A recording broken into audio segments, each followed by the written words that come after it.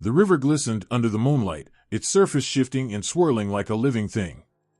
It whispered, low and mournful, as if telling a story older than the stars. For as long as humans have existed, rivers have been more than water. They've been mothers, lovers, monsters, and mysteries. They cradle life in their gentle currents and swallow it in their raging floods, reflecting the very essence of existence itself, beautiful and terrifying. In the hushed tones of ancient storytellers, rivers were always alive. They were goddesses who carried secrets in their depths, spirits who watched over villages, or vengeful forces when disrespected. The river Ganges in India, sacred and revered, wasn't just a river but a celestial being descending from the heavens to cleanse the world. People spoke of her as a mother, pure and forgiving, but also warned of her wrath when humanity forgot its reverence. Across continents, another tale flowed. In the icy fjords of Scandinavia, the Havru, a sea maiden with hair like golden threads, would surface on moonlit nights. She sang songs so haunting that sailors willingly surrendered their lives to the ocean's embrace. They were not just sirens of the sea but guardians of the waterways, their beauty masking a warning: treat the waters with care, or they will take from you what you cherish most. Water was never merely water. It carried the weight of memory, the pulse of life, and the terror of the unknown. Every river seemed to have its voice, distinct and commanding. The Nile whispered of creation, its annual floods a lifeline for ancient Egypt. Yet its quiet ripples could quickly turn into a reminder of mortality, dragging the unwary into its grasp. Stories of Hapi, the spirit of the Nile, told of his duality, nourishing the land while holding the power to take life in an instant. And then, there were the Ruzalki, souls of drowned maidens in Slavic folklore. On misty evenings, villagers swore they saw them, pale and ethereal, combing their hair with sorrowful eyes. They were said to lure men into rivers, pulling them into watery graves, their laughter echoing like distant thunder. These spirits were more than legends, they were grief personified, a reminder of the lives lost to the capricious waters and the dangers of forgetting that rivers, too, demand respect. The symbolism of rivers is woven tightly with human emotion. Flowing water is life's pulse, constant, unyielding, and eternal. Yet, the same water can erode mountains, destroy cities, and swallow entire histories. Rivers were the first storytellers. Their babbling currents carried tales from one village to another, their roaring floods spoke of anger, and their stillness held an ominous promise of change. The ancient Greeks spoke of the river Styx, a boundary between the living and the dead. It wasn't just a river but an oath, a solemn promise that even the gods feared to break. Its waters were said to be icy cold, tasting of despair and eternity. The Styx wasn't a place, it was a feeling, a line you crossed when there was no turning back. In Africa, Mamiwata was a spirit of beauty and power, a figure who could bless you with untold riches or drown you in a single glance. She embodied the allure and danger of water. Her devotees described her as both merciful and merciless, as unpredictable as the tides themselves. Those who honored her would find prosperity, those who disrespected her would face ruin. Even in the far reaches of the Americas, rivers held spirits that danced in their waters. Among Native American tribes, there were tales of beings like the horned serpent, a protector of waterways. Its glimmering scales were said to shimmer like sunlight on water, a reflection of the sacred bond between the people and their rivers. These myths weren't just stories, they were warnings, praises, and prayers. They held the belief that rivers, with their constant motion, were the veins of the earth, carrying life and memory from one generation to the next. The stories were everywhere, different faces, different names, but always the same heartbeat. Rivers were never silent. They whispered of love, longing, revenge, and redemption. They carried the echoes of laughter, the weight of tears, and the blood of battles long forgotten. Even now, standing by the edge of any river, it's impossible not to feel it, the pull, the presence, the knowing. The water doesn't just flow, it watches, remembers, and waits. It holds within it the stories of all who've come before, and maybe even those who are yet to come. And as one stands there, listening to the river's song, there's a sense that the next story is waiting to be written, carried downstream to places unknown. If one is brave enough to step closer, the water might reveal its secrets, or perhaps it will swallow them whole. The first cry of life was cradled in water. It is said that before there was anything, before stars burned or the earth turned, there was water, endless and eternal, rippling with possibility. And from its stillness came the first stirrings of creation. Water has always been the womb of the world, carrying within it the power to give life, to nurture, and to destroy when provoked. There is something undeniably feminine about water. It flows, shifts, and adapts, yet it holds an unyielding strength that can carve through stone and reshape the earth itself. Like a mother, it offers sustenance, its rivers feeding the land and carrying life wherever they go. But it also has moods, still as a sleeping child one moment, raging like a tempest the next. It is a mystery, a paradox, and a force to be reckoned with. In the myths of old, women and water were inseparable. Goddesses rose from the rivers, their forms as fluid and changeable as the currents they ruled. In Hindu tradition, Ganga, the river goddess, descended from the heavens with the force of 1,000 storms. To prevent her from shattering the earth, she was caught in the locks of Shiva's hair, her waters tamed but never diminished. Ganga is both a nurturer and a purifier. She washes away sins and grants life to the parched land, yet her floods can sweep away entire villages in her fury. There is a wildness to these goddesses, a refusal to be contained. The Celtic goddess Bone dared to approach the sacred well of wisdom, a place forbidden to her. When its waters rose in anger, they chased her to the sea, creating the river Boyne in her wake. Bone's defiance birthed a river, her story a reminder that creation often comes at a cost. In Greek mythology, rivers were personified as naiads, spirits that lived in their waters. They were beautiful, elusive, and often dangerous. Arethusa, a naiad, fled from the advances of the river god Alpheus, only to transform into a spring to escape him. But even then, her pursuer merged with her waters, their fates forever entwined. These tales were not just stories of love or pursuit, they reflected the duality of water itself, its ability to sustain and its capacity to overpower.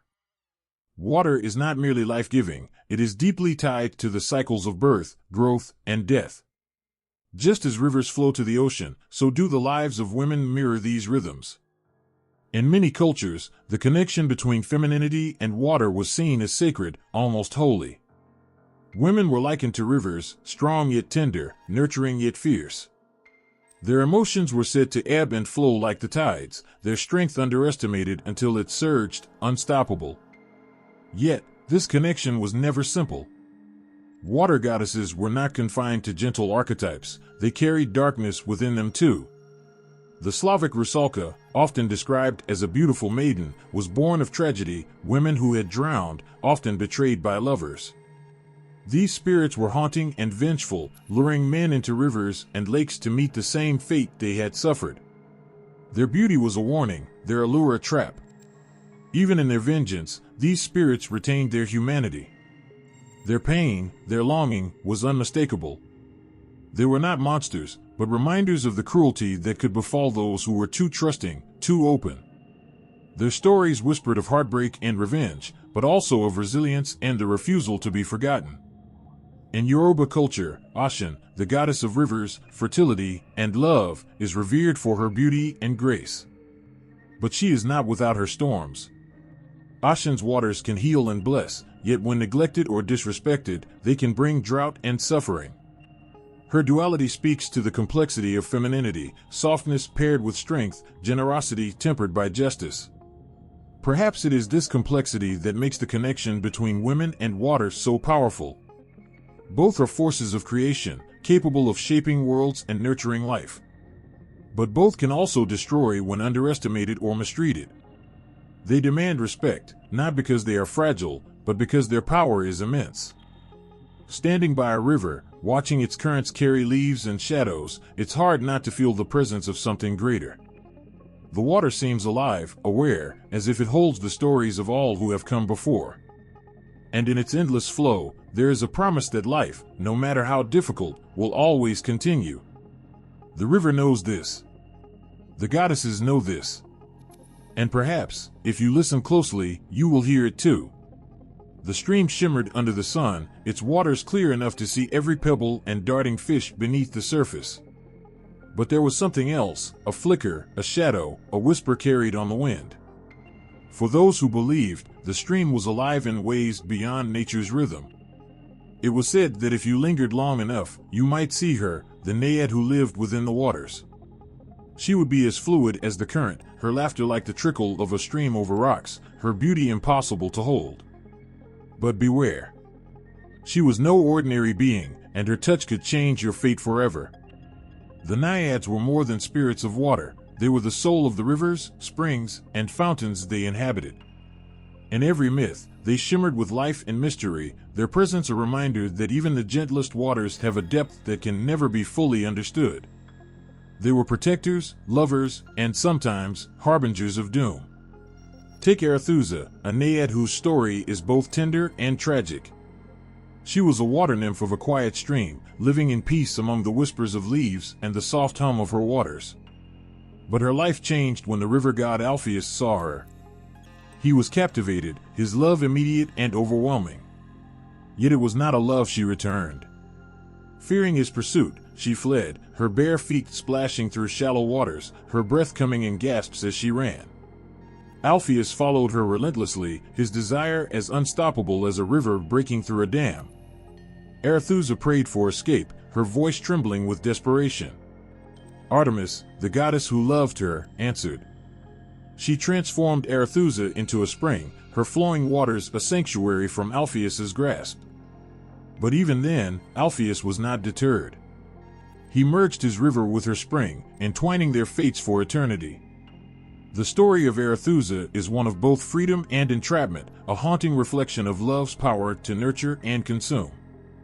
The naiads were not always victims or passive figures. They wielded their own strength, their waters a source of healing and vitality. In times of drought, ancient Greeks would offer prayers and gifts to the naiads, begging for their blessings. Their presence was believed to ensure fertility, not just for the land, but for the people who depended on it. Yet their favor was not given lightly. Those who polluted their waters or disrespected their sanctity often faced their wrath. One such tale speaks of the naiads of a sacred spring that flowed through a village. The villagers, careless in their prosperity, began to take the spring for granted, dumping waste and disturbing its pristine waters. At first, the naiads watched in silence, their sorrow rising like a slow tide. But when the abuse continued, their grief turned to anger. The spring dried up overnight, and the once thriving village withered in its wake. The message was clear: the naiads were not to be ignored or mistreated. Among the naiads, there was always an air of melancholy, as though they carried the weight of the waters they inhabited. They were immortal, yet bound to their rivers and streams, unable to wander far from their source. Their freedom was an illusion, their beauty a trap for both themselves and those who fell under their spell. And yet, they were adored. The Greeks built shrines near sacred springs, leaving offerings of honey, milk, and flowers. Poets sang of their grace, their laughter like the chiming of bells, their movements as fluid as the rivers they called home. They were woven into the very fabric of Greek life, their presence a reminder of the delicate balance between humans and the natural world. But not all tales were filled with reverence. Some spoke of the naiads as dangerous and vengeful. Those who ventured too close to their waters, especially men overcome by the nymph's beauty, often vanished, their fates sealed beneath the surface. To love a naiad was to court the unknown, a leap into waters whose depths could not be measured. Even now, in the quiet moments by a stream or a still pond, there is a sense of something lingering. The water seems to breathe, its ripples alive with memory.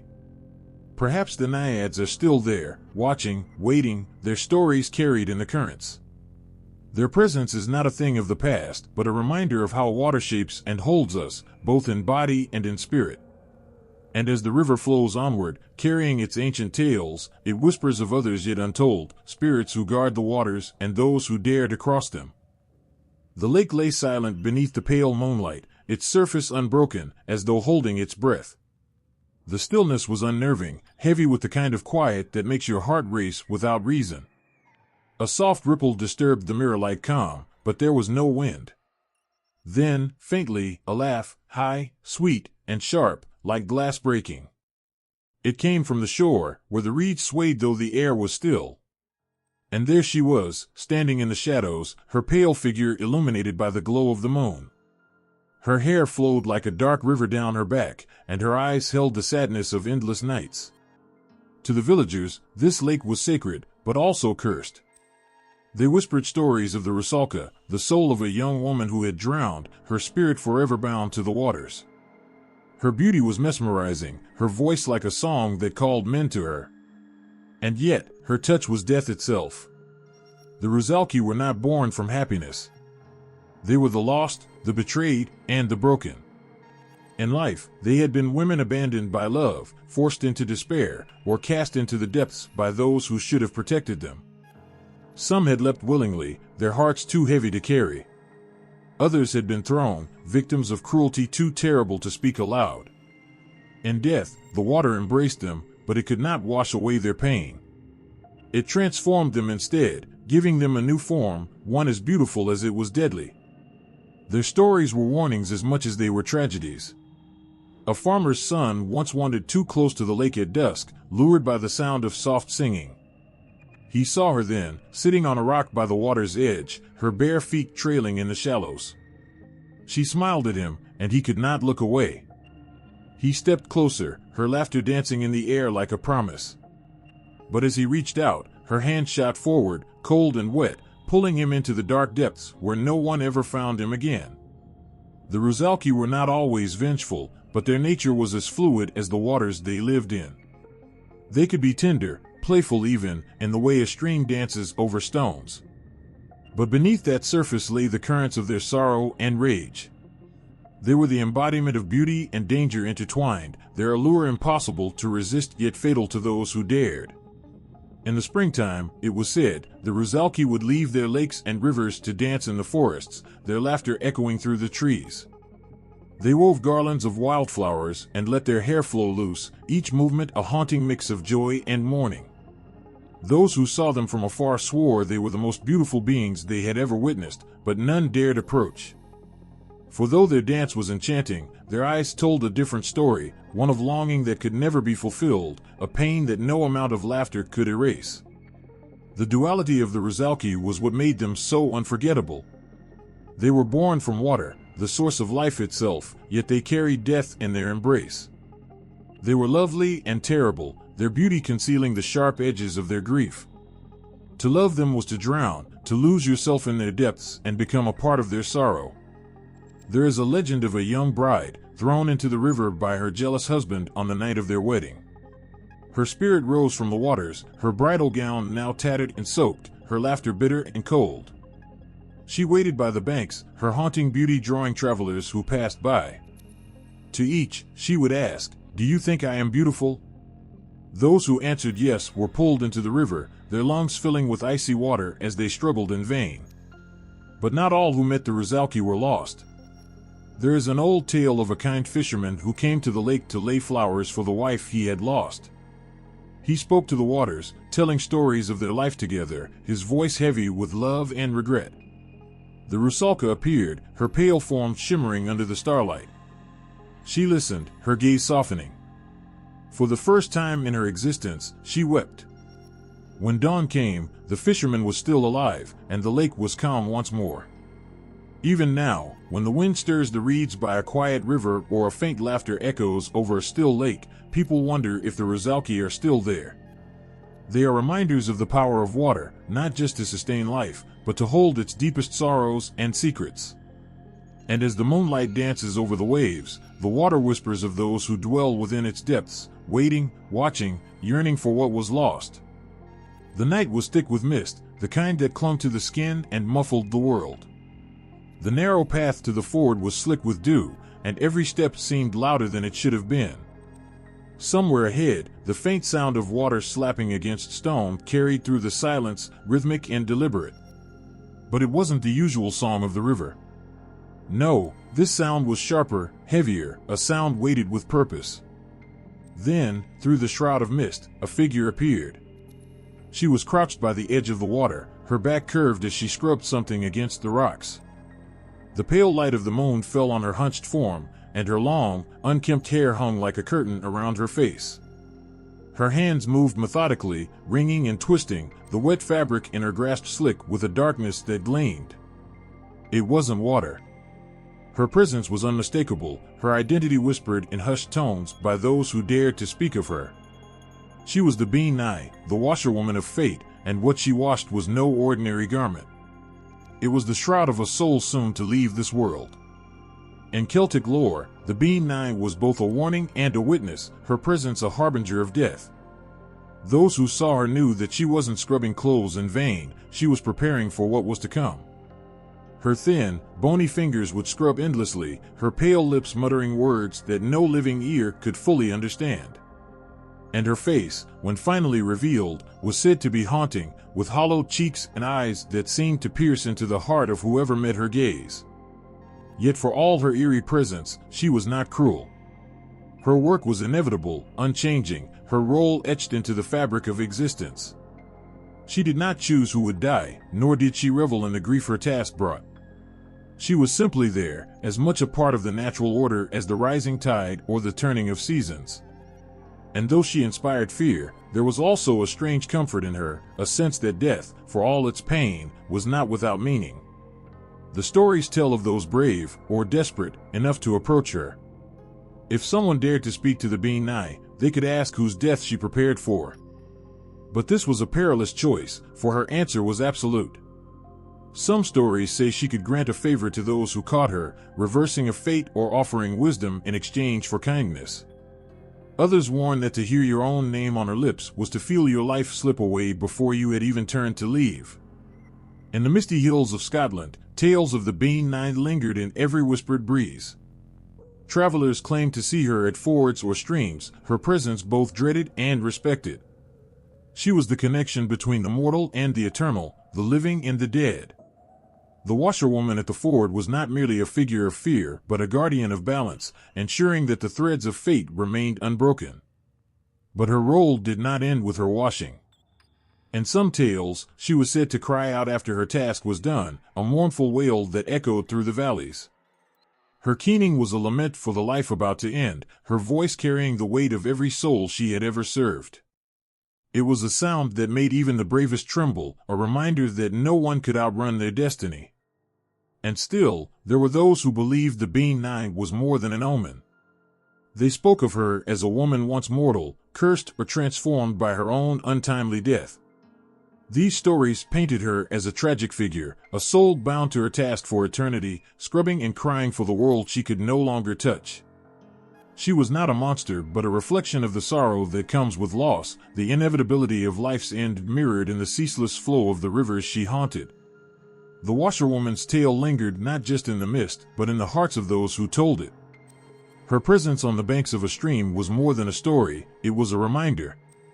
Life, for all its beauty, is fleeting, and every choice, every moment, carries the weight of what comes after. And as the Being Nigh scrubbed and sang her mournful tune, the waters carried her message onward, flowing into the stories of other spirits waiting just beyond the bend. The air shimmered with heat and the faint, intoxicating smell of salt and blossoms. At the water's edge, the waves whispered secrets to the shore, as though the ocean itself held its breath. Then, she emerged, not walking, not gliding, but existing as though she had always been part of the scene, and it was the world that had rearranged itself around her. Her skin glowed like polished bronze, her hair cascading in waves that rivaled the sea behind her. Around her neck hung beads of every color, their brilliance somehow muted by the commanding light in her eyes. She was Mamiwata, the one whose presence needed no announcement. To look at her was to be drawn into a world where desire and fear were inseparable, where the promise of everything came with a price no one could name. She stood at the boundary between what is seen and what is felt, holding the power to bestow wealth or ruin with a glance. For centuries, she has existed in the hearts and minds of countless people across Africa and the diaspora. In every story, she is different, beautiful yet otherworldly, generous but exacting. To those who seek her, she is the giver of riches, the guardian of secrets, the guide who whispers truths few are ready to hear. But she is not easily swayed. Mami Wata chooses who to bless and who to ignore. Her reasoning is fluid as the current she commands.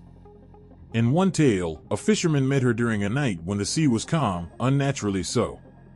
He had been struggling, his nets returning empty day after day.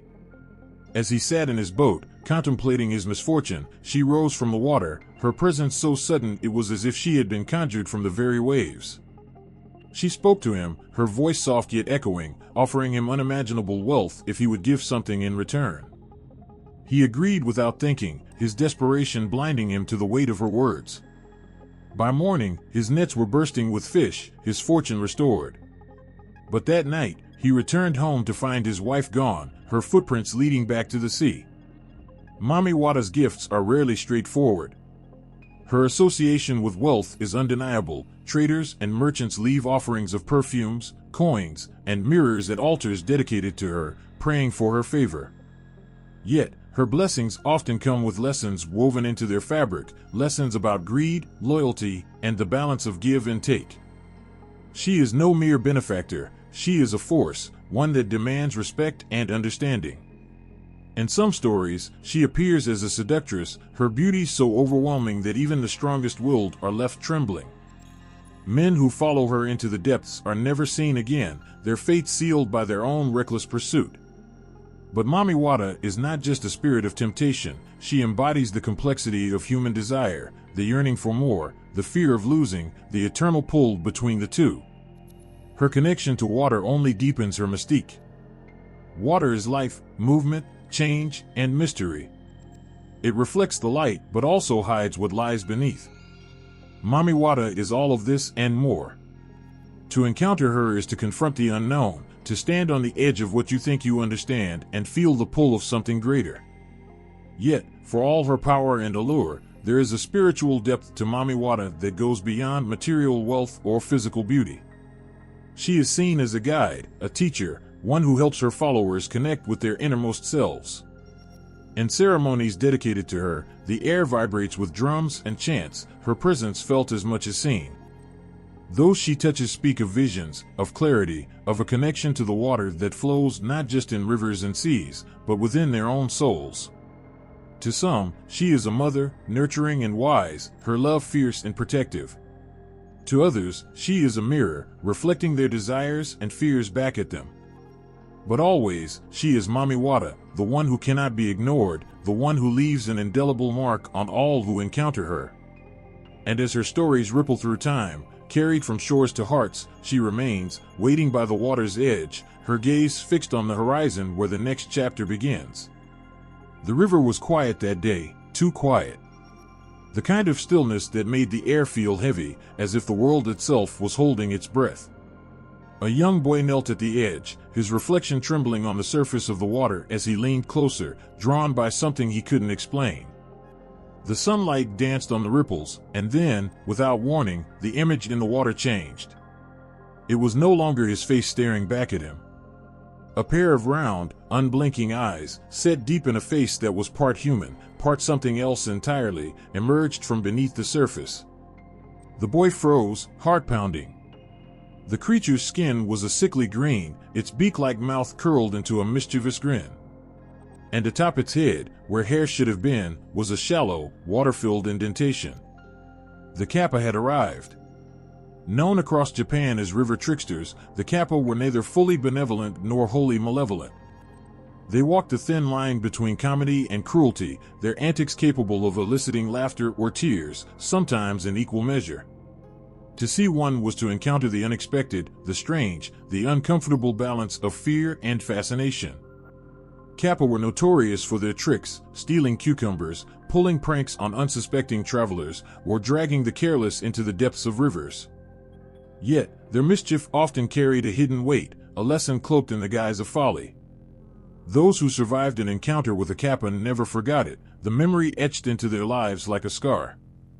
But for all their antics, the Kappa were not senseless monsters. They had rules, boundaries, a peculiar code of honor that could turn an encounter from deadly to life-saving. A bow, a display of respect, could trick them into spilling the water from their heads, leaving them powerless and at the mercy of those they sought to harm.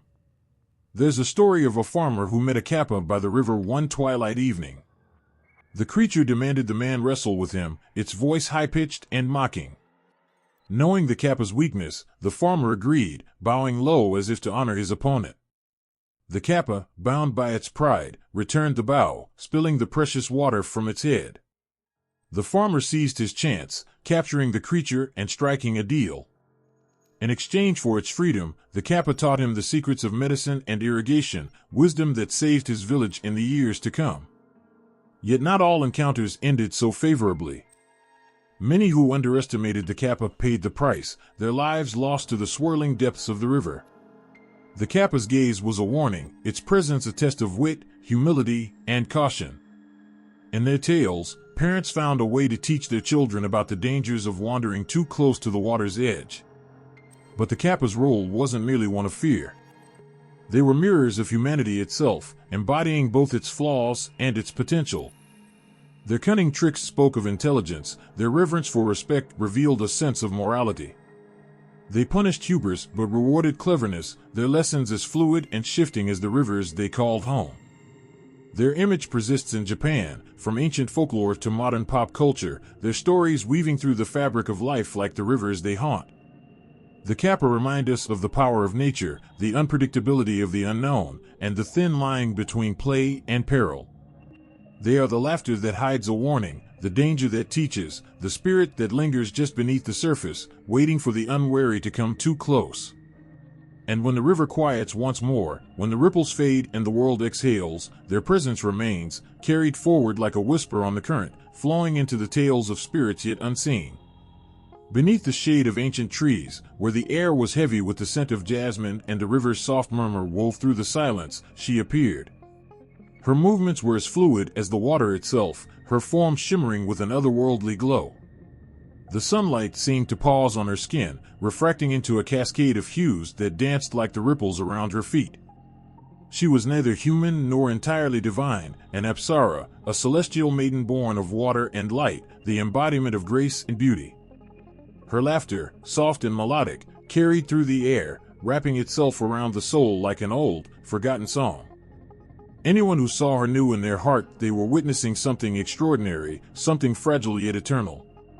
In Indian mythology, Apsaras are not mere figures of allure, they are messengers of the heavens, their essence tied to creativity, fertility, and the boundless mysteries of life itself. They are said to dwell in rivers and clouds, emerging when the world needs a reminder of its beauty. Their presence is both a gift and a challenge, their actions as unpredictable as the rivers they inhabit. There's a tale of an Apsara who descended to earth during a fierce drought. The land was parched, the rivers reduced to trickling memories of their former selves. The people prayed desperately, their cries echoing into the emptiness. Moved by their plight, she danced, her movements mirroring the flowing rivers of old. As her feet kissed the earth, water sprung forth, bringing life back to the barren fields. Yet, her dance was not merely an act of kindness, it was a reminder that life, like her steps, requires balance and rhythm to thrive. Yakshinis, their earthly counterparts, are no less captivating. These river guardians are protectors, their presence steeped in both allure and warning. Their beauty is legendary, but beneath their enchanting gaze lies a power that demands reverence. To encounter a Yakshini is to feel the pull of the unknown, the promise of fulfillment tempered by the weight of consequence. One story tells of a Yakshini who lived by a sacred river, her laughter said to bring prosperity to all who heard it. A merchant, greedy and impatient, sought her out, hoping to harness her powers for his gain. But when he approached her without respect, her laughter turned cold, and the river rose in fury, swallowing his wealth and leaving him humbled. She then spoke, her voice like the current, both soothing and stern. The river gives, but it does not serve. Apsaras and Yakshinis are more than figures of myth, they are symbols of life's dualities, its beauty and its peril, its abundance and its fragility. Their connection to water, the ultimate source of creation, is no coincidence. Water nourishes, inspires, and sustains, yet it can also overwhelm and destroy. Through their stories, these celestial and earthly maidens remind us to honor the forces that shape our world, to see the beauty in its flow and respect its boundaries. Their artistry is unmatched, their dances said to mirror the cosmic rhythm of creation itself. It is said that poets and musicians draw inspiration from them, their works flowing as if carried on the same current that bears the Apsara songs. Yet, their allure is not without consequence. Many have been lost to their beauty, unable to separate the dream from the reality, the reflection from the depth beneath. In every movement of an Apsara, every whispered laugh of a Yakshini, there lies a story, a lesson, a warning, an invitation to feel the world in all its complexity. Their presence lingers in the rivers they protect, in the rains that nourish, in the songs that rise unbidden in the heart. And just as water flows endlessly, their stories move forward, touching lives in ways both seen and unseen, drawing the mind toward the mysteries that still ripple through the human spirit. The wind whispered through the fjords, carrying a melody both haunting and irresistible. Fishermen paused mid-cast, their hearts tightening with an inexplicable ache. Some swore they heard laughter in the waves, soft and melodic, yet tinged with a sadness that seemed to rise from the depths of the sea. Those who dared to follow the sound claimed they glimpsed her, a Havru, her hair flowing like silver threads in the moonlight, her eyes deep as the ocean, holding secrets too ancient to comprehend. In the icy waters of Scandinavia, stories of the Havru and her kin have rippled through time. These sea maidens, both ethereal and perilous, embody the beauty and danger of the sea itself. They are said to sit on rocky shores, brushing their hair with combs of pearl, their songs luring sailors to their doom. Yet, within their allure lies a sorrow too profound to ignore, as if they, too, are bound by the endless pull of the tide. A tale tells of a fisherman who heard a Havre singing one fog-drenched night. Her voice was unlike anything he had ever heard, filled with longing so raw it cut through the chill air. He followed it, his small boat slicing through the mist, until he found her perched on a boulder. She turned to him, her face radiant, her eyes shimmering with unshed tears. For a moment, he forgot the world.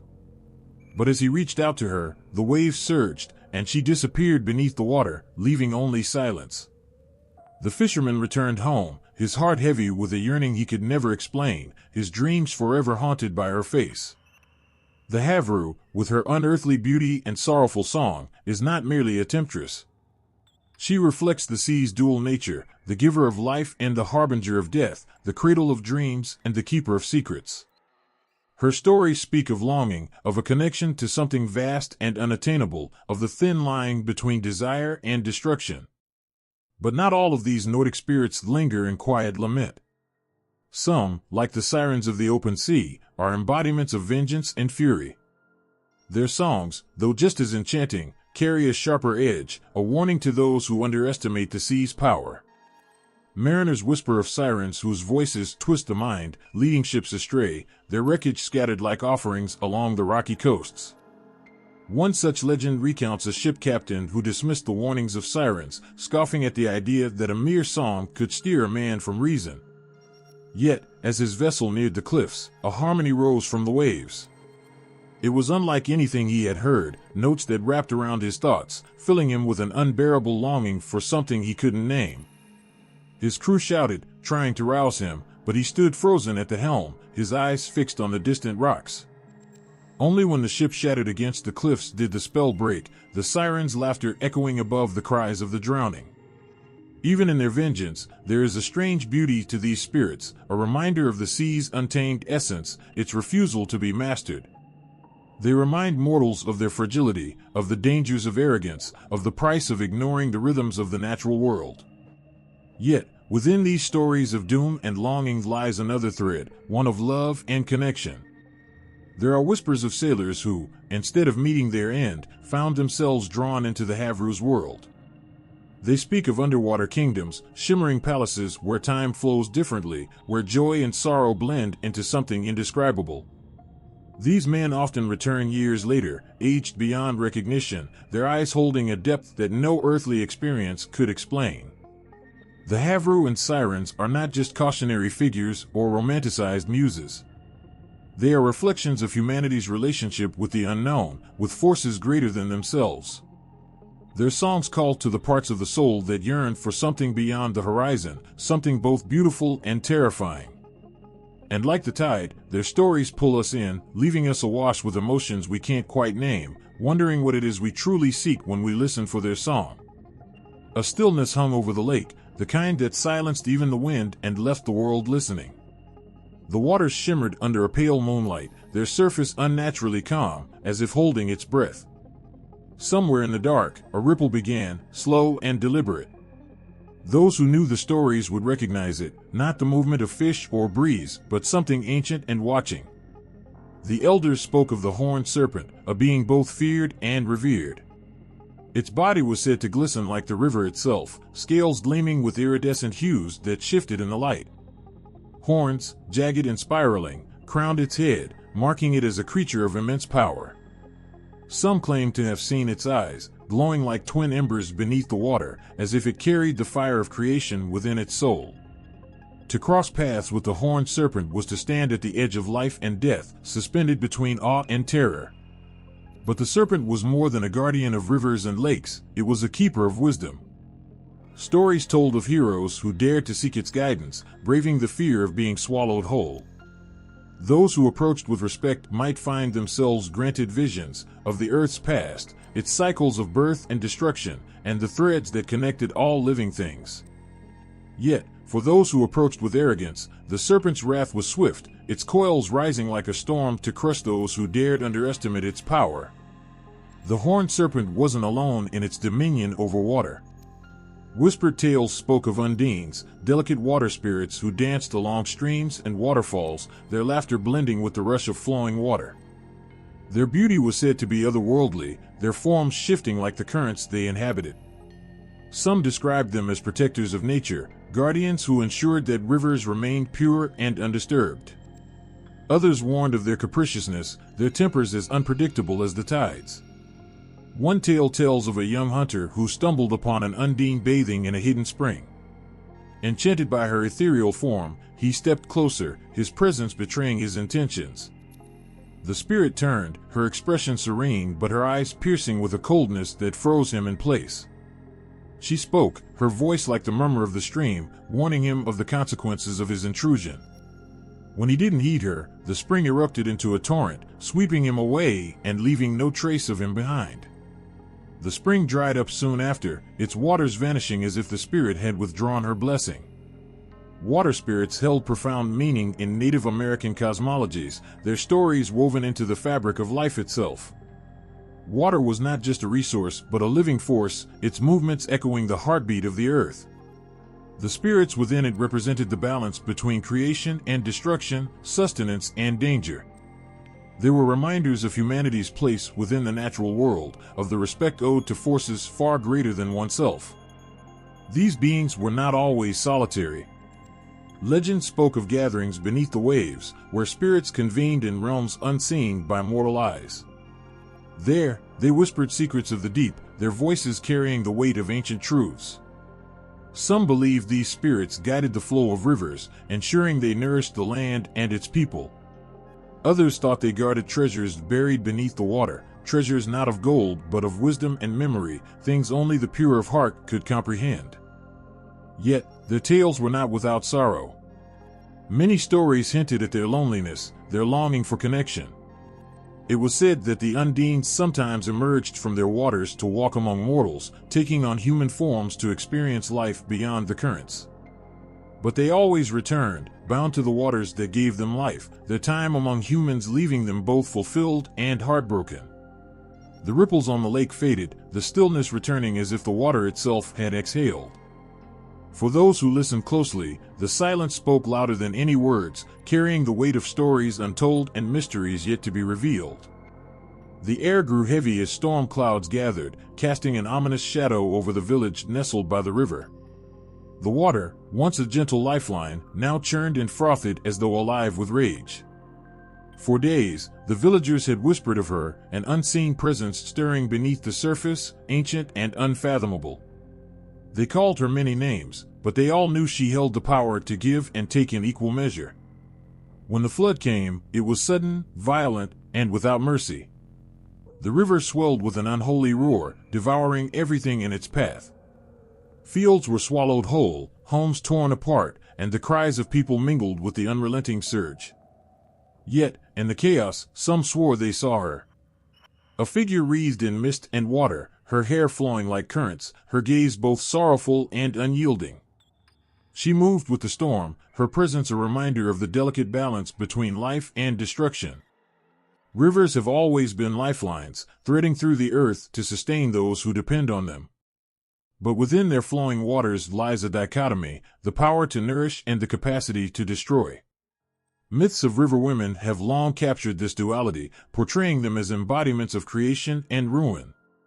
These spirits, beautiful and terrifying, serve as eternal reminders of nature's unpredictable strength. In times of prosperity, river women were revered as mothers of abundance. Villagers would leave offerings by the water's edge, flowers, fruits, or coins glinting in the sunlight, to thank them for the life they bestowed. It was said that when they were pleased, the rivers would run clear and pure, their waters feeding the land and ensuring bountiful harvests. Children would splash in the shallows, their laughter carried downstream as a tribute to the spirits who protected them. But their wrath was as fierce as their blessings were gentle. When the rains fell too heavily, when greed led to the desecration of their sacred waters, or when reverence turned to neglect, their anger manifested in ways that could not be ignored. The calm surface of a river could transform into a raging torrent, uprooting trees and carving new paths through the land as if to reclaim what had been taken. Myths often spoke of these moments as the river women's warnings, their voices carried in the howling winds, their tears mingling with the downpour. One story tells of a town that built its wealth on the banks of a great river. They grew complacent, polluting the waters and dismissing the old rituals. One fateful night, the river woman appeared in a young boy's dream. Her face was pale and solemn, her voice like the echo of rushing water. She spoke of her sorrow, her warnings drowned by the hubris of those who had forgotten her. The next day, the river rose, its currents unstoppable. The town was lost, and with it, the lesson that had come too late. Yet, destruction was never without purpose. In the myths, the chaos brought by river women was often a prelude to renewal. Floodwaters, though devastating, left behind fertile soil, enabling life to bloom again. This cycle of devastation and rebirth mirrored the rhythms of existence itself, a constant ebb and flow, where death made way for life. Their presence in natural disasters also revealed the deep respect ancient peoples held for the forces they could not control. To them, the river women were not malevolent but guardians, enforcing the laws of nature with impartial justice. They demanded humility, reminding humanity of its place within the grander tapestry of life. Even in destruction, there was beauty. Myths described the river women as figures of haunting elegance, their forms shimmering like moonlight on water. They were said to sing as they rose with the floodwaters, their voices mournful yet mesmerizing. Those who heard them felt a pull, an irresistible urge to surrender to the current. In their stories, this allure was a test, a call to acknowledge the power of the river and the spirit within it. But their beauty was never purely gentle. Like the rivers they inhabited, it concealed hidden depths. The same waters that nourished crops and quenched thirst could also swallow unwary travelers. Their songs, though enchanting, could lead sailors to their doom. The dual nature of river women reflected the truth of water itself, life-giving and deadly, essential yet unyielding. And still, people sought their favor. Some tales spoke of those brave, or desperate, enough to seek their aid in times of great need. These supplicants approached the river with offerings and prayers, hoping for a blessing that could turn the tide of misfortune. The river women's responses were as unpredictable as the waters they ruled. Sometimes, they granted prosperity, other times, they demanded a price too great to bear.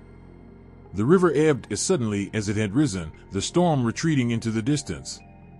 The villagers emerged, their faces etched with relief and loss. The land bore scars of the water's fury, but life persisted. As the river returned to its tranquil state, it seemed to hum with a quiet promise, balance restored, for now. The moon hung low, casting a silvery path over the still lake. A young man stood at the edge, his heart heavy with a longing he could not name. The villagers had warned him against venturing to the water after dark. They spoke in hushed tones of a woman who sang by the shore, her voice so sweet it could stop the wind. But her song, they said, was a snare. It was not the promise of love, but the end of it. He dismissed their warnings, as the young and desperate often do. His nights had grown lonely, his days consumed by a feeling that something, or someone, was waiting for him. And now, here he stood, his reflection rippling in the lake as the song began. Her voice was like a thread of light, pulling him closer. A figure emerged from the water, her hair flowing in endless waves around her. Her eyes, pools of unspoken sorrow, locked with his. He should have run. Instead, he stepped forward. Tales of love between humans and water spirits often begin this way, a meeting beneath the stars, a song carried on the wind, and a connection that defies the boundaries of worlds. These stories are drenched in beauty and heartbreak, each one a reminder that love is as transformative as the waters themselves. Some stories speak of love as salvation. In a time long past, a fisherman saved a drowning woman who clung to the edge of a river. Her touch was cold, her words strange, but her gratitude was undeniable. She stayed by his side, learning his ways, laughing at his jokes, and eventually, sharing his bed. He thought her his equal, though he never asked from where she came. It was only when their first child was born with skin that shimmered like the river at dawn that he understood she was not entirely human. She revealed herself then, her true form luminous and otherworldly. She told him she could not stay, for her kind belonged to the water. Yet, for a time, she had loved him enough to try. But love, in these tales, is rarely simple. Betrayal is as much a thread in these stories as devotion. The same woman who saved a drowning man could turn against him when trust is broken. One tale tells of a man who stole the comb of a river maiden, knowing it bound her to the water. Without it, she could walk among mortals. He hid it and made her his bride, thinking he had won. She bore his children, tended his home, and watched him with eyes full of quiet longing. One day, as their youngest child laughed by the river, she saw her comb glittering among the reeds. Her laughter rose like the wind, wild and free. She took her children and disappeared into the water, leaving only the sound of her song behind. Transformation often defines these stories. A woman who loves a mortal may give up her essence, turning herself into flesh and bone to be by his side. She may shed her scales, her gills, her immortality, and wear the fragility of humanity like a second skin. But these changes come at a cost. Her beauty may fade, her strength may wane, or the waters may call her back when her love proves unworthy. In other tales, it is the human who transforms. A young woman, charmed by the kindness of a water spirit, agrees to live in his world. She drinks the waters of his river, her veins filling with liquid silver. Her feet turn to foam, her breath becomes the sigh of waves, and she learns to see the world through the eyes of the current. She is no longer herself, but she is not unhappy. Love, it seems, has no fixed shape. Yet, not all transformations are willing. In one tragic story, a prince fell in love with a river spirit. She warned him that her touch could bring ruin, that mortals who loved her often found themselves changed beyond recognition. He would not listen. His love was relentless, and so he kissed her under the falling rain. The moment their lips met, he began to change. His limbs grew heavy, his voice became a murmur, and his heart slowed to the rhythm of the tides. By morning, he was water, flowing endlessly back to her embrace. The theme of transformation speaks to the nature of love itself, how it changes, consumes, and shapes those who give themselves to it. It shows how love can elevate and destroy, how it can be both gift and curse. These stories teach that love is a force, as mutable and unpredictable as the water spirits who embody it. And like the water, it cannot be controlled, only honored and respected. As the man on the shore stepped closer to the woman in the lake, her voice softened, and her eyes glistened with unshed tears. She raised a hand, beckoning him to join her. He hesitated, the warnings of his people echoing in his mind.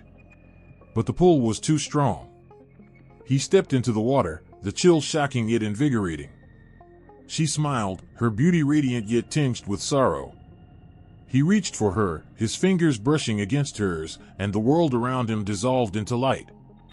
The river flowed like a vein through the heart of the valley, alive and ancient, carrying stories within its depths. Its surface shimmered with sunlight, but beneath the reflection lay whispers of voices, soft, soothing, and watchful. There were those who believed that the river was more than just water. It was alive, a guardian that saw and remembered everything. Its spirit, they said, was the silent keeper of balance. In the quiet hours before dawn, a young girl stood by the bank, her bare feet sinking into the damp earth. She had been told by her grandmother to bring offerings, flowers, rice, and a small clay lamp. For the guardian, her grandmother had said, her voice low and reverent. The girl didn't question it. She simply obeyed, her heart heavy with both fear and wonder.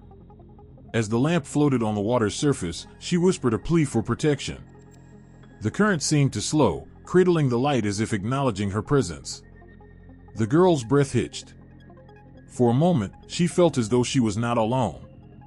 Stories like hers are woven into countless cultures, painting rivers as sacred beings rather than mere landscapes. They are protectors, fierce and compassionate, who demand respect and reciprocity. These spirits are believed to guard their waters from harm, their wrath as sharp as their mercy is profound. In one tale, villagers would call upon the spirit of their river during droughts. They believed she could hear their prayers and would answer by filling the skies with rain. But this kindness was not without limits. If they polluted her waters, her vengeance would be swift. Crops would fail, fish would vanish, and the river would recede, leaving behind cracked earth and unanswered cries. Such legends often held the weight of warning. They taught people to tread lightly, to honor the rivers as lifelines rather than commodities. The spirits became symbols of the fragile relationship between humanity and nature, a bond both sacred and precarious. In the modern world, the rivers cried louder than ever, their voices strained with the weight of pollution and neglect. The guardians, though forgotten by many, linger in the imaginations of those who still listen. They are not merely relics of the past, but echoes of a truth humanity cannot afford to ignore. There are whispers of sightings even now, an ethereal figure glimpsed in the mist, a song carried on the wind, the sudden surge of water as if stirred by an unseen hand. Some say these are warnings, reminders that the river spirits are watching, waiting for humanity to remember its promises. And perhaps, as the girl at the riverbank lowers her head in gratitude, the spirit smiles. The water was still, too still. It stretched out like a mirror under the pale moonlight, reflecting the trembling stars above. A traveler approached the river's edge, his heart weighed with questions he dared not speak aloud. He had been told that she could answer. The one who sees. The one who knows. There, rising from the depths, she appeared, a figure of liquid grace, her hair like cascades of dark water, her eyes reflecting the infinite sky. Her gaze met his, and in that instant, he felt as though she could see through the fabric of his soul, unraveling his joys, his fears, his future.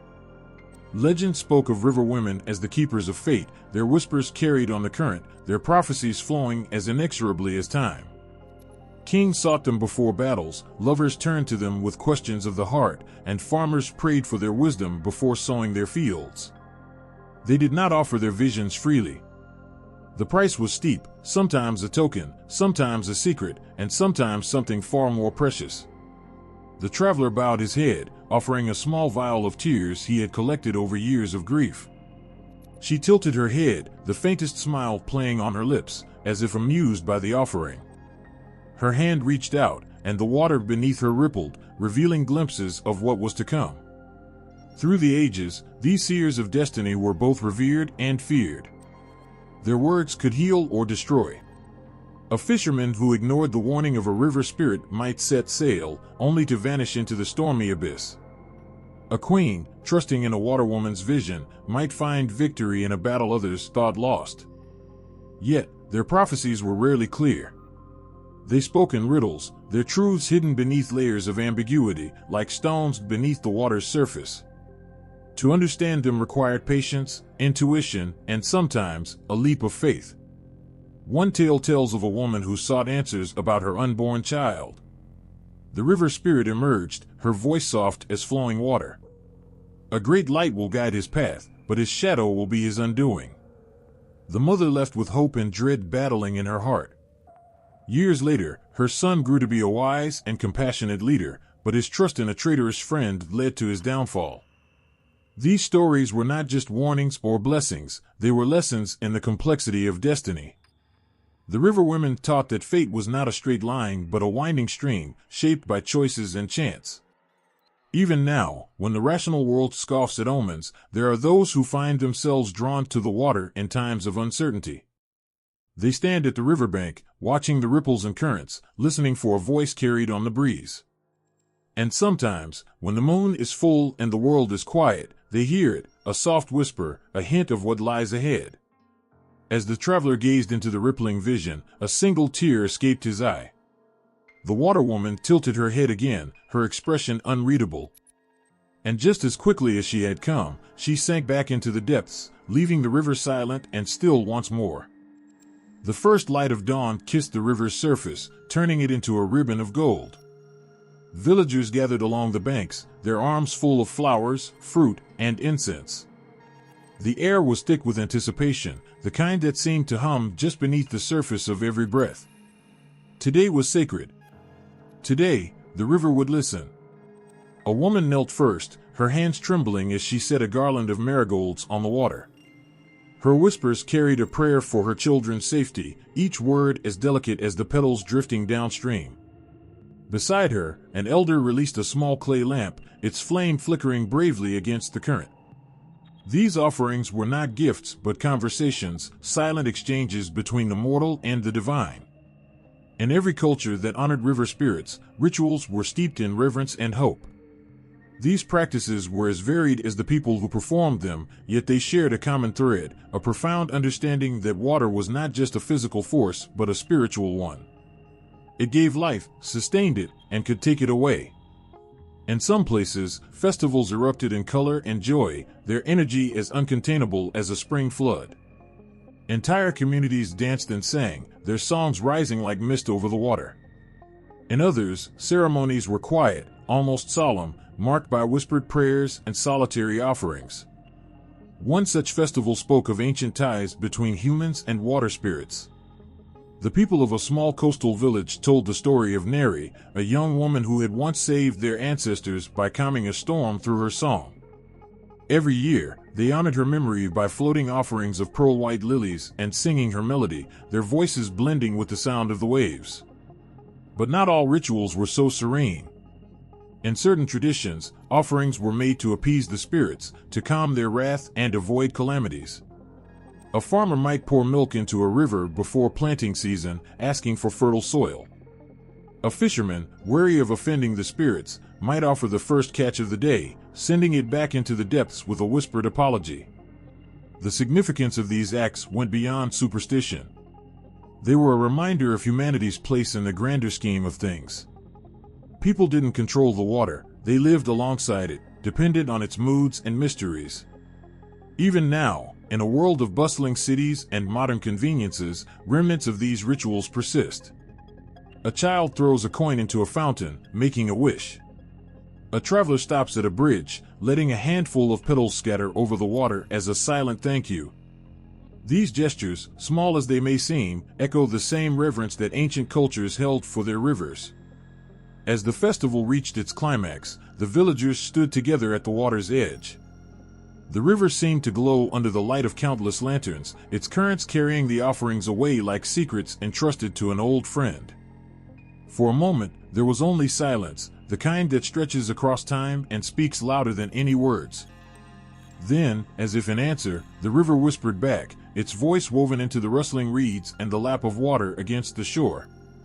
A canvas rested against the wall of a dimly lit room, its surface alive with swirling shades of blue and green. The figure in the painting seemed to move, her flowing hair merging with the waves, her eyes filled with stories that stretched across centuries. She was a river woman, immortalized by an artist who had tried to capture the intangible, a spirit caught between worlds, both protector and enigma. From the earliest carvings on stone to the delicate strokes of a Renaissance brush, water spirits have been etched into the heart of human creativity. They have always been more than just subjects. They are muses, whispering their secrets into the ears of those who dare to listen. In each culture, their forms shift and change, yet they carry the same haunting allure, the same promise of mystery. In ancient times, artists sculpted them with exaggerated features, eyes wide as if seeing beyond the veil, hands extended as if inviting you closer. These were not passive beauties, but forces of nature personified. The carvings were bold and primal, their sharp lines speaking of the untamed power of rivers and the people's reverence for it. Later, literature picked up the thread, weaving tales that gave these spirits human faces and emotions. In whispered words, storytellers painted images of ethereal women standing ankle-deep in flowing water, their voices like the wind, their laughter like the splash of waves against the rocks. In these stories, they were not merely protectors but harbingers of fate, their actions shaping the destinies of those who crossed their paths. As time moved forward, their depictions softened, becoming more romanticized. Paintings from the Romantic era have captured them with halos of light, their bodies draped in flowing fabric that seemed to blend seamlessly with the rivers they called home. Their eyes, however, always held a hint of sadness, as though they carried the weight of the water's eternal ebb and flow. In some traditions, their art was less about beauty and more about warning. A Norwegian woodcut showed a knock luring an unsuspecting traveler into the depths, its eyes glittering with malice. Here, the lines were harsh, the shadows deep, a reflection of the fear these spirits inspired in those who depended on the rivers for survival. Modern interpretations have taken these ancient symbols and reimagined them for new audiences. Graphic novels and films bring river women to life in ways that merge old myths with contemporary storytelling. Their flowing hair becomes a cascade of bioluminescent tendrils, their voices, once carried by oral tradition, are now amplified through surround sound, echoing in theaters like the whispers of a forgotten stream. Through it all, one element remains constant, the connection between river women and transformation. In every stroke of paint, every word on a page, they remind us that water is never still. It carves mountains, nurtures life, and swallows it whole when its anger is roused. The artists who capture these spirits are not merely creating, they are reflecting the ever-changing dance between humans and the natural world. In a small gallery tucked away in an old city, a child stood before a sculpture of a river goddess. Her hands reached out to touch the cold marble, but she hesitated, her breath caught in her throat. It wasn't just the statue's beauty that held her there, it was the unshakable feeling that the goddess was looking back, her stone lips curving into a knowing smile. The artist, long gone, had left behind more than just a piece of art. They had captured a moment, a story, a question: what does it mean to see water not as a resource but as a presence, alive and eternal? The answer lingered in the air, as fluid and elusive as the spirits themselves. The moonlight reflected off the water, creating ripples that danced as though they were alive. She stood there, her long hair cascading around her like a veil, her eyes glowing with a mysterious light. She was a vision of both power and vulnerability, a spirit of the river caught between worlds. The modern world had learned to romanticize her, to make her both beautiful and tragic, a creature who belonged to the water and yet longed for something more. But as her story unfolded on the screen, it became clear that she was no longer a simple being of myth. She had become a symbol, an icon, a reflection of the deepest human desires. Water spirits have always had a place in human culture, but in the past century, their presence in literature, film, and pop culture has only grown stronger. No longer just subjects of folklore, they've been reborn in the media, their stories reshaped, their power amplified. These river women, once feared and respected as powerful forces of nature, have transformed into figures of fascination, their mystical qualities woven into the fabric of fantasy. In the world of modern literature, these spirits are often portrayed as complex, multi-layered characters. They may still possess the haunting beauty of their ancient counterparts, but they are no longer just the silent, ominous figures by the water's edge. They are given emotions, desires, and struggles that mirror the human experience. They are women in search of love, seeking redemption or reconciliation with their own nature. They might be tragic, doomed to live between two worlds, torn between the depths of the river and the world of men. Yet, they are also strong, capable of saving or destroying, depending on their will. Their tales are no longer just warnings, but journeys of self-discovery. In films, the visual storytelling has only magnified the allure of these water spirits. The sweeping shots of rivers, lakes, and oceans reflect the grandiosity of the natural world, while the spirits themselves are given forms that blend the ethereal with the human. A film might show a woman with shimmering scales, her tail flicking through the water as she sings a haunting melody. Or perhaps she emerges from the sea, her hair a cascade of water, her movements graceful yet deliberate. These spirits, no longer bound by the limitations of their ancient depictions, are brought to life through stunning visual effects and performances that add layers of emotion and depth to their characters. It's impossible to ignore the influence of pop culture in shaping the modern understanding of these spirits. The stories of water women are everywhere, in books, television shows, video games, and music. The image of the mermaid, for example, has been romanticized beyond recognition. She is no longer the cruel and capricious creature of folklore, but a misunderstood hero or an empowered individual fighting for her place in the world. She may still have the power to drown, but now she does so out of vengeance or out of love, not just the hunger of the deep. Her connection to water is still sacred, but it has taken on new meanings: freedom, escape, transformation. The themes of longing and transformation echo through modern depictions of water spirits. These beings are often trapped in the water, both literally and metaphorically, representing the emotional states of isolation and longing. They may yearn to be human, to experience life outside the water, or they may long for the one who slipped away, their love forever unattainable. They are romanticized figures, but they are also tragic, both empowered by the water and cursed by it. Their beauty lies in their ability to command the water, to harness its power, but their greatest gift is also their greatest curse. What is it about these spirits that captivates us? Perhaps it's the way they blur the lines between danger and desire. They are seductive and mysterious, but they are also dangerous, capable of taking everything from you in an instant. Yet, in their danger, there is beauty. There is something endlessly compelling about their dual nature, the way they both destroy and create, offer life and take it away. As the modern world continues to evolve, the depiction of these spirits has become more nuanced, more reflective of our own fears, desires, and dreams. They have become metaphors for the complexity of nature itself. Rivers are not just bodies of water, they are forces of change, their currents carrying both the potential for growth and the danger of destruction. The river women who inhabit these waters are no longer just figures of myth, they are symbols of transformation, of the constant ebb and flow of life. The romanticization of these water spirits has made them more accessible to modern audiences, but in doing so, it has also changed how we view the natural world. No longer are we content to simply admire the water from a distance. We long to understand it, to harness its power, to become a part of it. The river women embody this desire, a yearning for something greater than ourselves, something timeless and profound. Through them, we are reminded of the fragility of life and the undeniable pull of nature, a force that can both heal and harm in the same breath. It's no wonder that in the ever-expanding world of fantasy, water spirits continue to thrive. They are a perfect representation of our need for stories that both challenge and enchant. In every portrayal, whether it's in a novel, a movie, or a song, the water spirits invite us to confront our deepest desires, our greatest fears, and the power of transformation that lies within us all. Through them, we are reminded that there is a beauty in the fluidity of life, that nothing is ever truly fixed, and that the currents of time will carry us to places both familiar and unknown. The river flows quietly, its surface gleaming under the sun.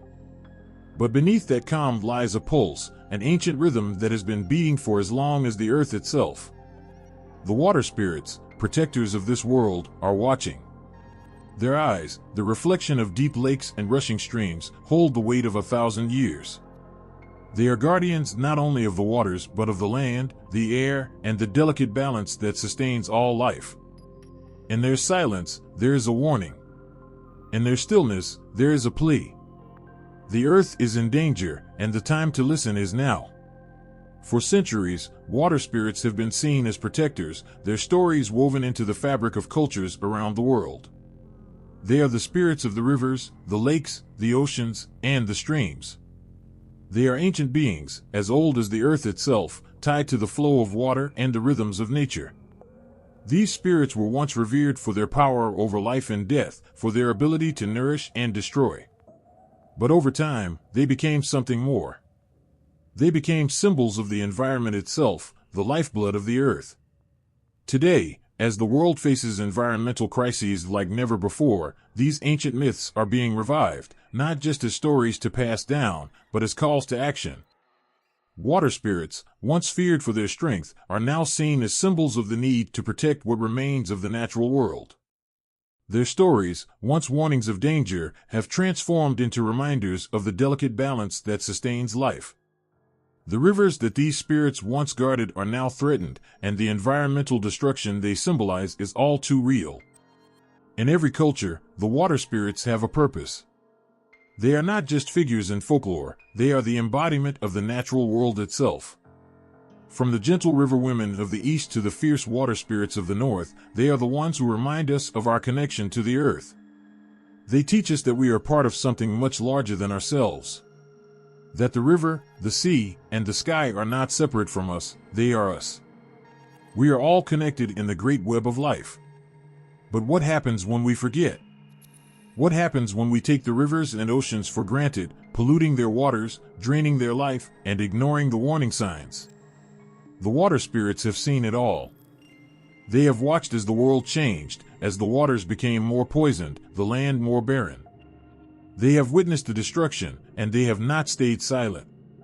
Through the myths that have been passed down through generations, their voices still echo, urging us to wake up before it's too late. The environmental message is there, hidden within the stories, just waiting to be heard. In the ancient mythologies, water spirits were often seen as the keepers of balance, ensuring that the water cycle was intact, that the rivers flowed freely, and that the land flourished. They were protectors, yes, but they were also reminders of the consequences of neglect. When the water was polluted, when the rivers were dammed or blocked, the spirits would become vengeful. They would rise from the depths, bringing floods, storms, and chaos to the world above. They were not punishing the people for pleasure, they were showing what happens when the natural order is broken. In today's world, the damage we've inflicted on the environment is undeniable. Rivers are drying up. Forests are disappearing. The oceans are suffocating under the weight of pollution. It is as if the warnings of the water spirits are no longer being heard. But even now, their voices are still with us.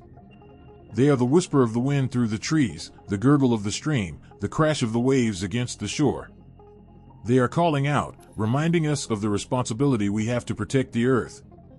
Reviving these ancient myths is more than just a nostalgic longing for a simpler time, it is a plea for change.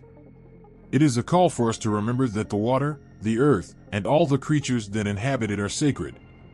That we must honor them, respect them, and protect them. In a world where environmental issues often feel too vast to tackle, the water spirits offer a powerful and intimate reminder that change starts with us. Just as the river begins with a single drop of water, so too does our responsibility to protect the environment. The stories of the water spirits carry with them a message of transformation. Just as the river changes course, shaping the land, so too can we change the course of our future. These spirits are not helpless, they are powerful, and they are waiting for us to remember their wisdom. They remind us that we have the power to heal the earth, to restore the rivers, to protect the oceans, if we only listen to their calls.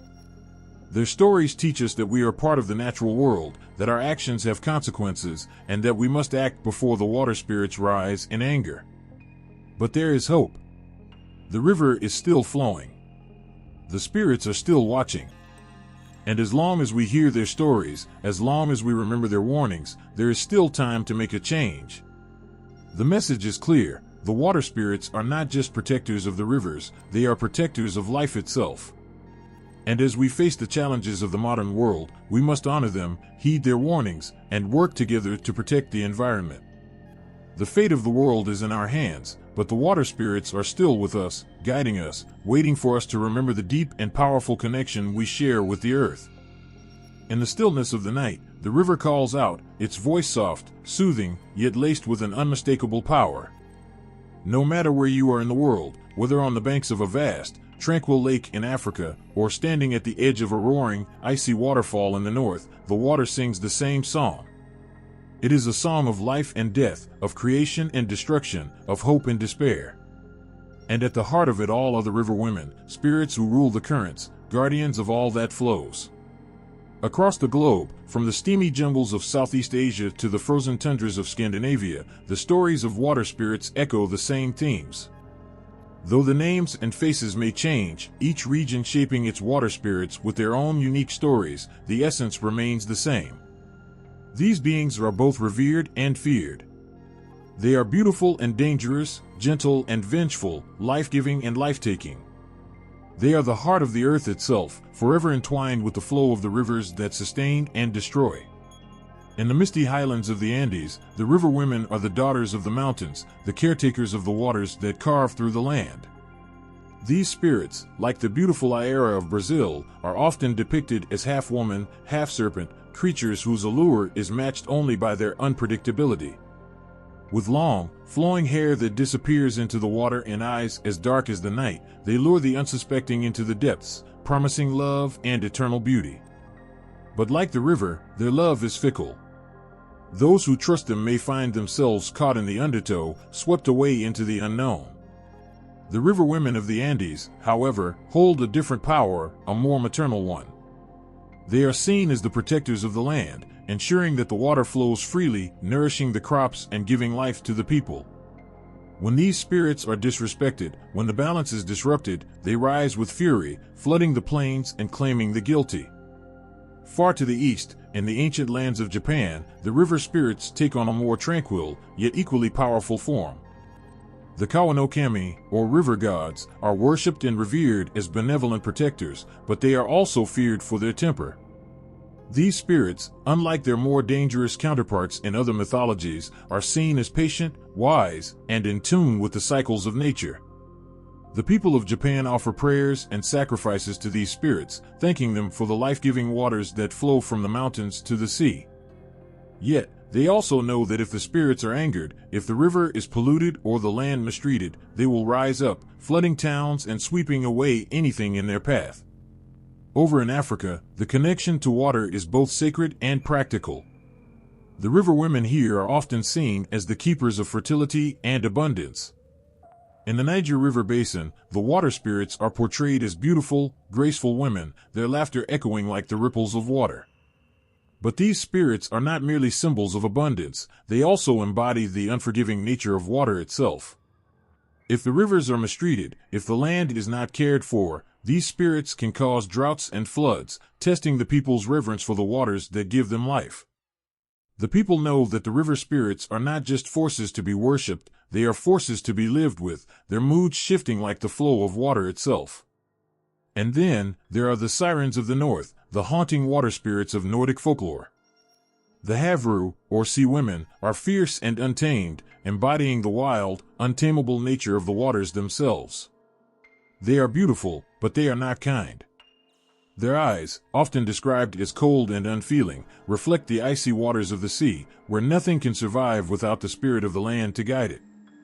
In the tales of these spirits, there is always a price, a sacrifice, for crossing into their realm. The ocean may offer riches, but it will take much more in return. For these spirits, the water is a place of transformation, where the boundary between life and death is as thin as the mist that rises from the waves. The closer you look at these tales, the more you realize that geography shapes the spirits in ways both subtle and profound.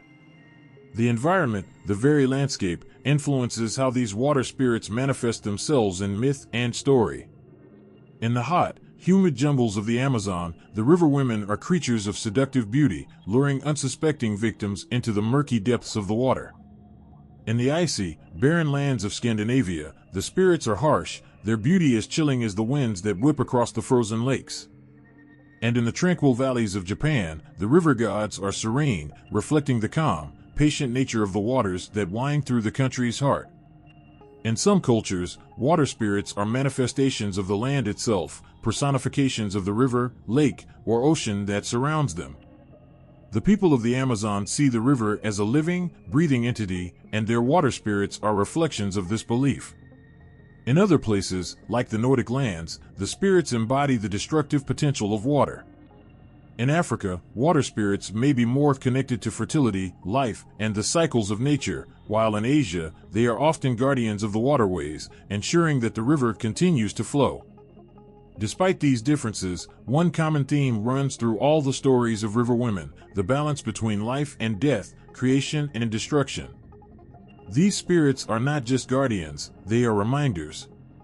Reminders that water can sustain life, but it can also take it away. Water is the giver of life and the taker of it. It flows where it pleases, shaping the land, nourishing the earth, and eroding everything in its path. As the stories of river women weave across the globe, it becomes clear that while the details may differ, the essence remains the same. These spirits, these guardians of the water, are symbols of the delicate balance that exists in nature.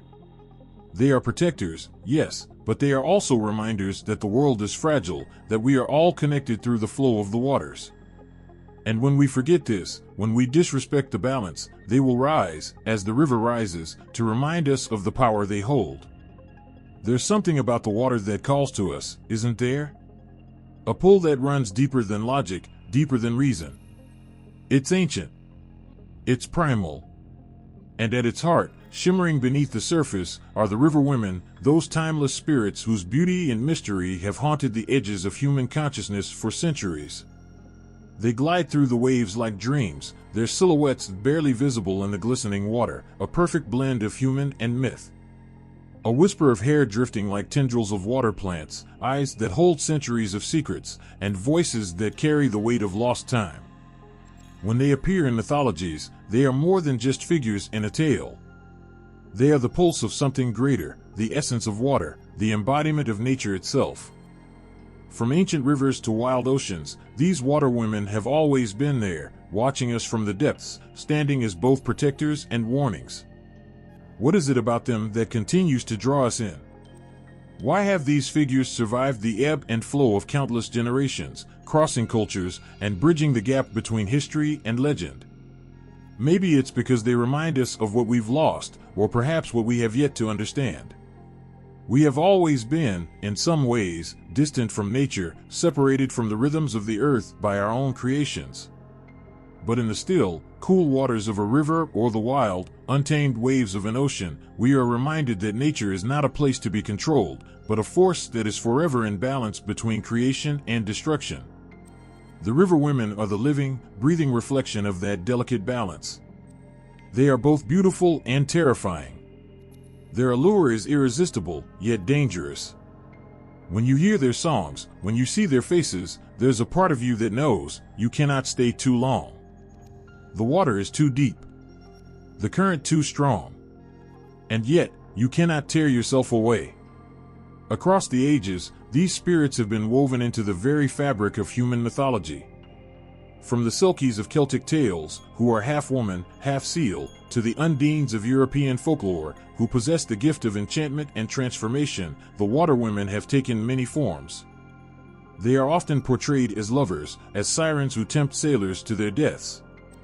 But their significance runs deeper than that. The water women are the keepers of life, and they are the bringers of death.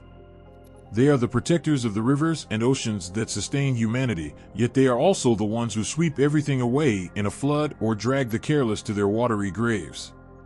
In this dual nature, they are a reflection of water itself, life-giving, yet destructive. Water has the power to nourish us, to sustain our crops, to bring us peace and abundance. But water is also capable of floods, storms, and ruin. We cannot control it. We cannot tame it. And the river women stand as a reminder of that fact. They are the spirit of the water, wild, untamed, free. There is something deeply human in our fascination with these spirits. Perhaps it's because they mirror our own connection to nature, our longing to be at one with the earth, yet our fear of its power. We, too, are drawn to the water, and in that moment of contact, we feel the pull of something larger than ourselves. Whether we're standing on the shore of a quiet lake, letting the waves kiss our toes, or staring at the raging river, we know that we are not its master. We are simply a part of it. But there's also something more. The river women remind us of something ancient within us, the deep, buried knowledge that we are not separate from nature. The wildness of the water, the danger and beauty that it holds, is inside of us as well. We are creatures of the earth, bound to it in ways we often forget. And in the river women's allure, we see ourselves, caught between the temptation to surrender to nature's beauty and the knowledge that we cannot fully control it. Perhaps it is that very conflict, this dance between surrender and resistance, that makes the river women so enduring. In their stories, we see the full range of human emotions: desire, fear, love, loss, and transformation. We see our own contradictions, the parts of us that crave connection with the wild, and the parts that fear its power. The legacy of the water women lives on because they serve as a mirror to the natural world, and to our relationship with it. They remind us of our place in the grand scheme of things. We are not rulers of nature, no matter how far we've come in controlling our environment. The water women are the guardians of a truth we forget too often: we must live in balance with the earth, not against it. They carry with them the wisdom of the ages, a wisdom that speaks of harmony and respect, of understanding that the wild, untamable forces of nature are not enemies to be conquered, but allies to be respected. These spirits are not simply figures of myth. They are messages that transcend time. In a world where rivers are dammed, oceans are polluted, and the environment suffers under human greed, the river women rise again in our stories, reminding us that we cannot ignore the earth's cry forever. As long as we are drawn to the water, as long as we are enchanted by its beauty, we will hear their call. And maybe, just maybe, it's that call that will wake us up before it's too late. In every culture, across every continent, the river women continue to remind us of what we've lost and what we still have the chance to protect. Their legacy is not just a legacy of myth. It's a legacy of connection. Connection to the earth. Connection to the water. Connection to something larger than ourselves. And as we stand on the shores of this world, gazing into the depths, we know that the river women are still with us.